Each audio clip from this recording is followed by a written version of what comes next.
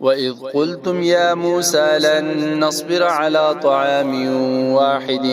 فادع لنا ربك يخرج لنا مما تنبت الأرض من بقلها وقثائها وفومها وعدسها وبصلها قال أتستبدلون الذي هو أدنى بالذي هو خير اهبطوا مصرا فإن لكم ما سألتم وضربت عليهم الذلة والمسكنة وباءوا بغضب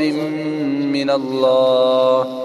ذلك بأنهم كانوا يكفرون بآيات الله ويقتلون النبيين بغير الحق ذلك بما عصوا وكانوا يعتدون إن الذين آمنوا والذين هادوا والنصارى والصابئين من آمن بالله واليوم الآخر وعمل صالحا فلهم أجرهم عند ربهم ولا خوف عليهم ولا هم يحزنون وإذ أخذنا ميثاقكم ورفعنا فوقكم الطور خذوا ما آتيناكم بقوة واذكروا ما فيه لعلكم تتقون ثم توليتم من بعد ذلك فلولا فضل الله عليكم ورحمته لكنتم من الخاسرين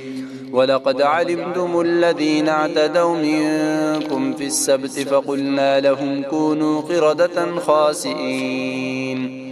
فجعلناها نكالا لما بين يديها وما خلفها وموعظة للمتقين